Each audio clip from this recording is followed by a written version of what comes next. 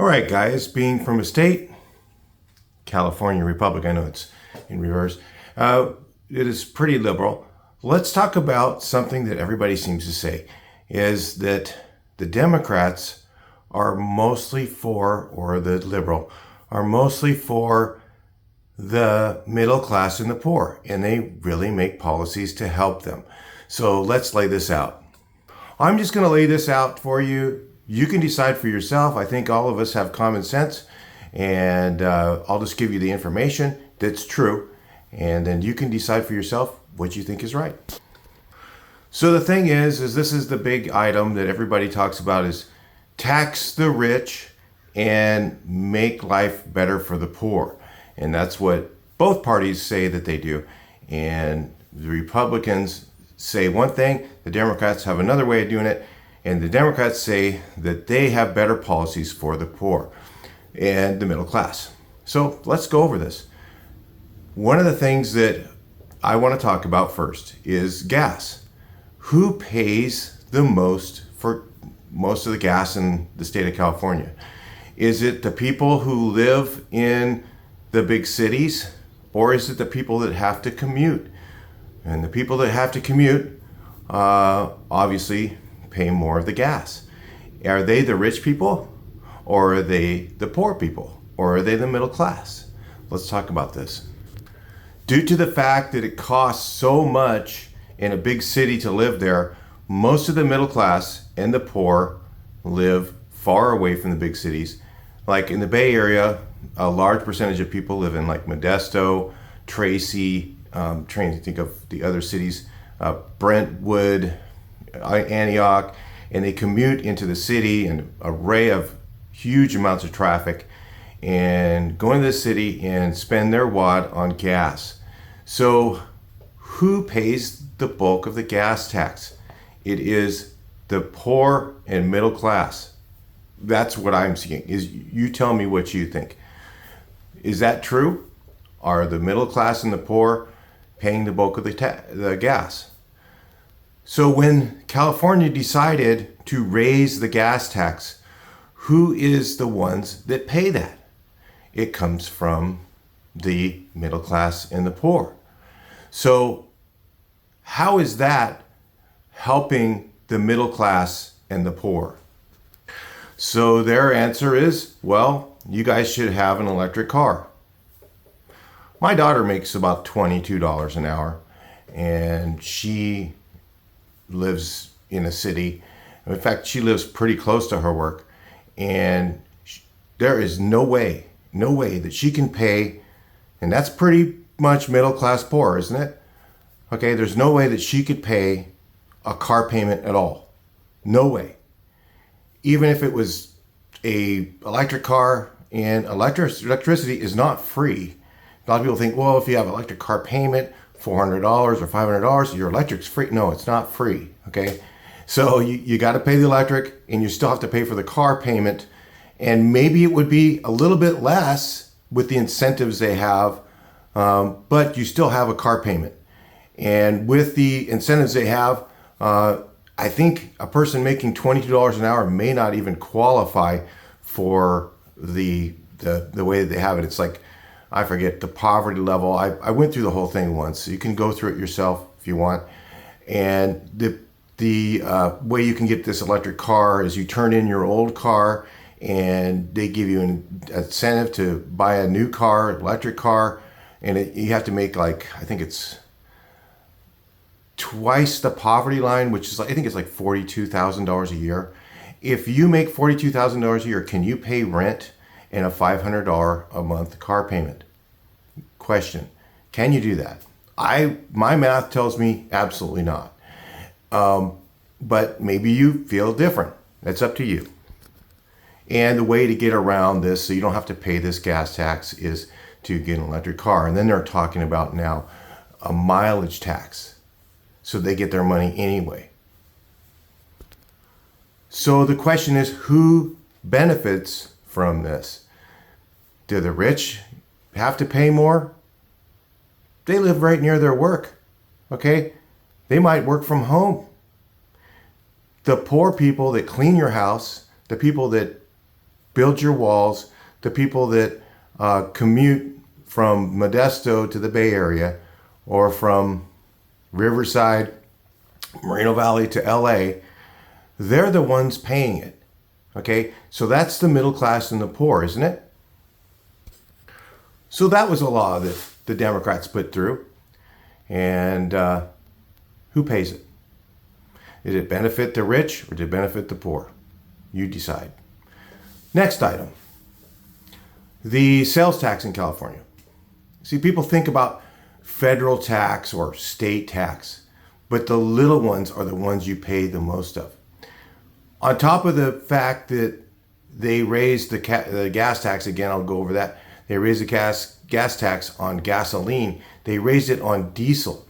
Now, when they raise it on diesel, all the products that come on trucks, who pays for that tax? The trucking company? The trucking company just go, it's all right. We'll just go ahead and soak that up. No, they raise their price to the place that they're delivering to.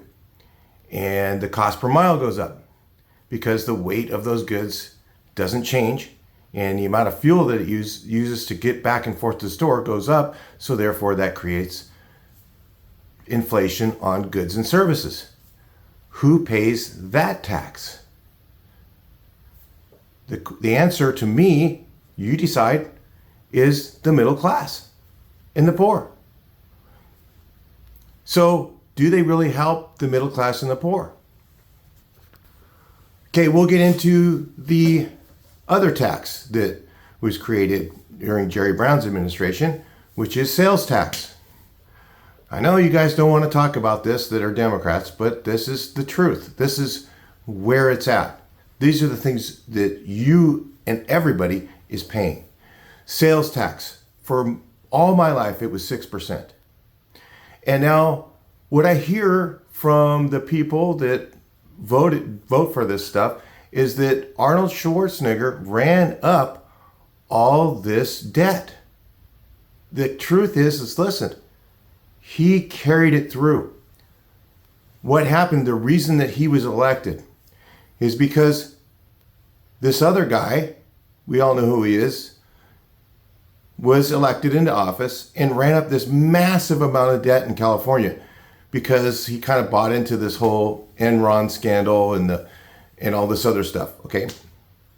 Instead of realizing, hey, electric, all of a sudden, we have plenty of electric power, then all of a sudden within a year, all of a sudden we don't have enough.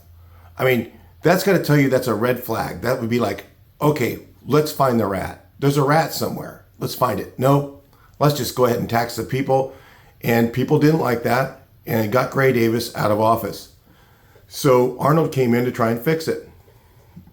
He actually went and did several elections to raise the tax in California, and everybody voted no. He did, I don't know how many special elections. Do you guys remember? If you're old enough to remember, look that up on ChatGPT. How many special elections did, and what were they?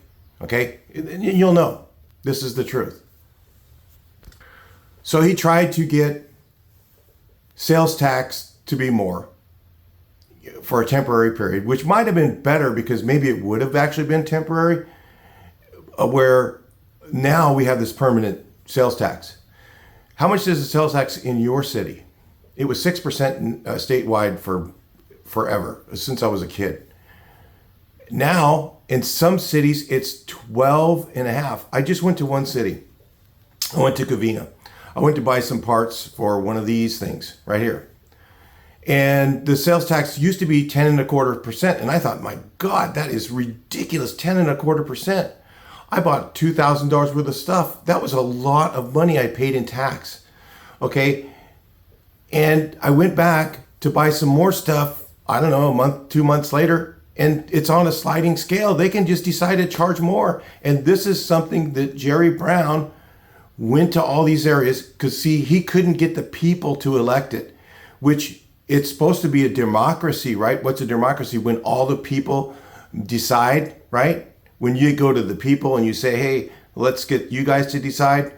Okay, no, what does he do? He goes to all the politicians and he went to all of the, what are they called, assembly people, And he went to all of them and cut deals with them all. And if they vote on it, then it bypasses you, the people. Okay, so what he did was he went to all these counties and cities and says, hey, listen, I want to get an extra 1%, to pay this bill off, temporarily. Yeah, it's still there, right? And once, and if I do that, I'm going to let you guys charge your own sales tax. Oh, wow, the cities and the counties. So he got the support of all those people because he bribed them basically with more tax dollars. And you guys are into paying it. So the question is, does that help the poor? You guys answer. Does that help the middle class? Just say it. There's a comment section. Let me know what you think. My thoughts are that absolutely hurts the middle class and the poor. And they're saying that these policies that they have are good for them. Another one. Let's raise minimum wage for those poor people who work wherever. They raised minimum wage for fast food. They raised minimum wage for everybody, right? They did 5 years, we did $5 an hour, all right? Did anybody happen to notice that products on the shelf were going up exponentially during that period? I sure did. I mean, we're talking about before the pandemic. So when those products on the shelf go up in price because the wage cost, it's called cost push inflation. This is an old that people go, you can't have inflation from raising wages. You can have any inflation created from any outside influence is called cost push inflation. And when you have a cost go up to those companies, the products on the shelf are going to go up in price. There's no doubt about it. Same thing you saw with fast food. As soon as they raised $20 an hour, all of a sudden your cheap meal went up to like $15, okay? From $10 to $15, whatever. And it was $16 before that, and even then that was high. When it was $10 an hour minimum wage or $8 an hour minimum wage, it was like $5 to buy something to eat at McDonald's or something like that, or whatever. $5, $6, $7, half the price. So those wages obviously affected the prices on the shelf. Who goes out to fast food restaurants to eat? Is it the rich? No. It's the poor and middle class. Those are the people when you go out to lunch, you go, hey, you take your buddy, you go out to lunch, and you go, hey, let's go get a burger. It's all you can afford because you're poor, you're middle class, and you get yourself something to eat, and you can sit down with your buddies and you hang out. Maybe your kids play on the playground, and that's who pays that. And did that policy, another policy that created by the Democrats, very strongly created by them, did that affect the poor and make a better life for them? The answer is, you guys decide. Comment below. So their argument is always, well, there's guys like Bezos who's so rich, and he needs to pay more tax and all this other stuff. And okay, let me ask you this. If Bezos paid more tax, let's say they upped his tax 10%, would that change your life at all? You answer. Would it change your life? I don't think, in my opinion, it wouldn't change my life at all. It would be, I don't care. So what? If he's rich and or versus him being poor, does that change your life? But yet, they're using that as a manipulator to get you to vote for them and pay all those extra taxes. You decide. Comment below. So let's just break this down a little bit. Somebody says, hey, if, All this money goes to these rich people, and it doesn't trickle down to the middle class or the poor. It just goes into the walls of their house and just sits there, and the money doesn't circulate. Okay, let's talk about money that doesn't circulate. If you take your money, if I every month or every week, I went to Western Union and I took money every week, every month, and I shipped it to another country, does that money come back to the U.S. to get spent? Answer, comment below. So the policies of protecting illegal immigration do affect the middle class and the poor. Would you agree with that or not agree? Comment below. I think, personally, it definitely affects the middle class and the poor, because that money goes away from our country to another country and doesn't come back here and get spent. Same thing when they give money to countries like that are in wars, like going on over, with Russia and all that, right? The Ukraine, they're giving Ukraine all this money. That money goes over there. It does not circulate back to us. So those are policies that the Democrats support. And is that helpful for you as a middle class person? You decide. Comment below. So now when the money goes to a company like Amazon, I love to use them as an example because they're so big and they're everywhere and everybody can relate to them because most people end up buying from them because it's a good deal. And so Bezos started this company working in a garage just like me. I'm in a garage right now. He started in a garage with nothing and built this company to this massive company, which is no easy task by any means. If you think that's easy, that he's privileged, you just don't understand business. It is really hard to do that. And people think, hey, he's so rich, he should just give up all his money and whatever. All right. So every month that Amazon's in business, they have rent, utilities, machinery repair, wages. They have all this money going out. So every year they get bigger. So they have more warehouses and more stuff that they bring into the country, more contractors that actually bring stuff in. So if, let's say you were an independent business and you said, hey, I've got this widget I want to sell. You could go to Amazon and say, hey, can you guys put this on your website? They'll be like, oh yeah, we'll mark it up 2%, whatever, 10%, it's a very small amount. And then you can sell your widget through our company and you just provide them. And there's companies all over that do this stuff, okay? So it benefits these even smaller companies. All right, but there's all this money that's required for them to stay in business. So they have a capital requirement, and every year they get bigger, that capital requirement goes up. Well, that becomes part of Jeff Bezos's net worth.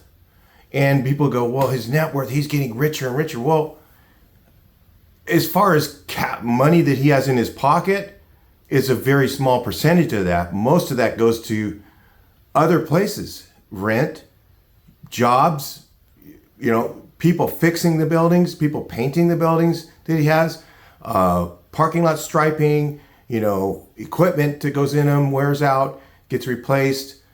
All those things create jobs and create other businesses that make money. As signs get replaced, there's just a million different things that go on with a large company like that. I benefit from other companies when they get rich and they get bigger because I do sign related stuff. And when I do those sign related repairs and painting and stuff like that, that's part of the maintenance of their building. And these big corporations, yeah, they make money, but a lot of it gets spread out, and that's how it does. And people go, well, there's no such thing as a trickle down theory. Well, some respects, okay, the actual profits, maybe there isn't. And I'll agree with you on that. But most of the operating costs do trickle down to other jobs and they become subcontractors that work for them. You know, like guys doing Amazon delivery, you know, they're making money. You know, you got people that drive the trucks for them. They make something. Maybe they don't make as much as they should, that you think. But whatever. I'm just saying all this money gets circulated back into the economy versus when you give money to another country, does it get circulated back here? It doesn't. So that's my opinion. You decide. There's a comment section. You can say, hey, no, it does. It does come back. You know, it's such a small percentage. So if you want to comment that, that's fine. But it is really very, very small. So these are all policies that you vote for when you vote for the D. All right. And what I always tell people this is one thing the Democrats always do right is charge tax. Even if they don't help the homeless, they're going to charge you the tax to do it. They may or may not help the homeless, but they're going to get their tax money first. And then they'll decide later, oh, well, you know, we decided to spend it somewhere else because, you know, my buddy needed a, you know, there's so much corruption, you guys. If you're just naive to that, then I can't help you. But this is the policies that they do. And this is what I see. Okay, maybe you see something different. There's a comment section. This is my opinion. So I will talk to you guys on the next video. I'd like to hear your comments on this.